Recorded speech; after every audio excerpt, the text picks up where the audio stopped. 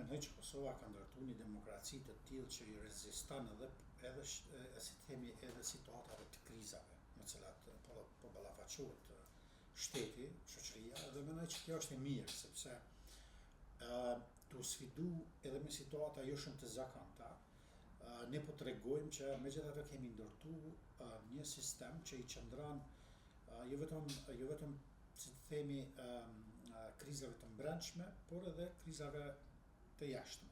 Sepse Kosova këtë vit, pra vitin 2025, është ballafaqur me të dy krizat.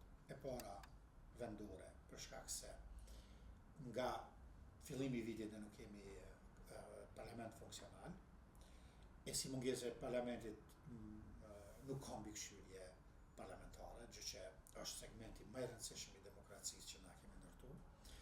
Kemi mungesë të nxjerrjes së ligjeve të reja, e ndryshimin e plotësimit e ligjeve aktuale, që është tepër e nevojshme. Ta zona kanë në proces ligji punës, që është tepër jetik, ligji për shëndetin publik, shëndetin mendor, ligje të tjera shumëta që kishin me ndiku direkt në jetën e qytetarëve. E që kjo krizë është e brendshme dhe jo vetëm në aspekt të mbikëqyrjes parlamentare, por edhe tek roli ose tek puna që e kanë bërë ekzekutivi, sepse të qenë qeveri detyrë, jo gjithmonë ka arrit me marrë vendime, me pas planifikim afatgjatë, për me çu proceset e nisur përpara, dhe tash në fond po ballafaqohemi edhe me presionin që mund të ketë a do të kemi buxhet qëndrueshëm për vitin 2026 ose jo, këtë këto natyrisht që kanë ndikuar. Ndërsa presioni ndërkombëtar ndoshta vjen pikërisht për shkak të krizës globale, ndryshimit të çësjes në agjendat e shteteve, pra sa nuk është në prioritet shumë çështje që në kaluar kanë qenë, siç janë të drejtat e njerëzit, e aspektet tjera sociale, sot prioriteti është vendosur te siguria, tek fuqizimi i ushtrisë, tek investimet në siguri, dhe natyrisht rreqja e investimeve amerikane në këtë sektor ka ndikuar që sektori i shoqërisë civile po godit shumë rënd në Kosovë. Mund të them që po mbjetojnë më shumë vështirësi. Në anën tjetër ka qenë blokadat shumëta që janë bërë Kosovës edhe me fonde tjera, i dimosat që fatmirësisht kohëve të fundit u hoqën edhe po shpresoj të mos vendosen më kurrë. Por që besoj padrejtisht e kanë godit qytetarët e Republikës Kosovës. Mendoj që kjo duhet të jetë edhe një vërejtje edhe për bashkësinë ndërkombëtare, sepse jo çdo mosat ndaj shteteve godasin qeveritë, ato në rënd parë godasin qytetarët. Kjo u pa në shembullin e Kosovës.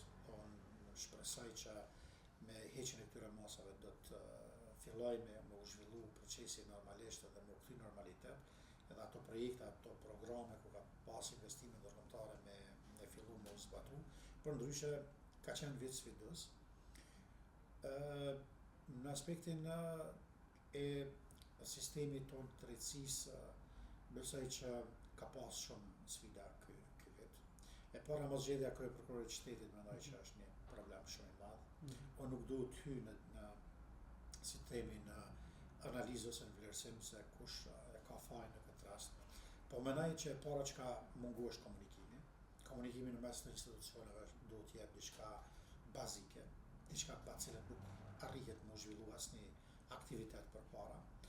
Tash në mungesë të komunikimit natyrisht ka pas edhe shumë keqkuptime, shumë deklarata që në vend që me zgjidh problemin ka qenë të filluar edhe më tej, kanë kriju një lloj shqetësimi publik, kanë kriju një pasiguri juridike tek qytetarët dhe sot besoj më shumë se kurrë qytetarët kanë rrëmje të besimit në raport me organet e ndjekjes, këtë rast po flas me prokurorin e shtetit. Unë po shpresoj mund të i kalu kjo situatë dhe situatat e fundit që u kriju me ushtruesin e detyrës së kryeprokurorit që përfaqen problemet që i ka vetë sistemi i Këshillit Prokurorial, unë po besoj me të i kalu, është mirë me reflektu, është mirë me marrë masa që mos më përsërit situatat të njëjta, me respektu parimet e ligjshmërisë dhe të cëndimit ligjit. Se i përket sistemit gjyqësor, a mund të them se ka pas një përmirësim të ndjeshëm, por që nuk është vrejt shumë tek problemi kryesor që sa dhe kanë qytetarët e Kosovës, që ka të bëjë me zvarritjet e procedurave gjyqësore. Ne kemi vazhdu me pranu ankesat shumëta në këtë rritje, edhe sa të pranojmë ankesa për raste që janë adresu para 5-6 vite më herët dhe nuk është marrë asnjë veprim. Natyrisht du me theksu që dhe gjykata dhe prokuroria janë korrekte në komunikim me ne, na kthejnë përgjigje. Mirë po përgjigjet e tyre shpeshherë nuk na japin të dhënat mjaftueshme se situata po tejkalohet ose po zgjidhet. Kryesisht kanë vënë me atë se procedura është në radhë, dhe t'i vije radha në zgjidhje, por që fatkeqësisht neve po duhet me dalë me raporte që konstatojmë që ka pas shkelje të drejtës në gjykim të drejtë për shkak të zvarritjes së procedurave. Te aspekti i sektorit të shëndetësisë publike dhe të pjesa sociale, kemi pranuar shumë ankesa këtë vit dhe kemi pa që edhe me te ka problem, sidomos mungesa e parave nga lista esenciale, mos përfshirja e disa medikamenteve të domosdoshme që janë pjesë e terapive që përshkruhen nga mjek në këtë listë, po i vendos qytetarët në vështirësi tepër të mëdha.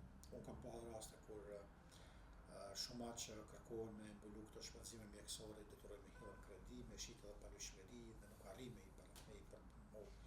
me i përmbush ose ballafaqu me këtë kastëm. Mendoj që një situatë tron këtë sektor e bën fakti që sot sa vite, 10 vite, më shumë se 10 vite, Kosova s'po arrin me funksionalizu me ligjin me funksionalizu ose me zbatu ligjin për sigurime shëndetësore. Mendoj që ka me qenë i barë e qeverisë për vitin që vjen.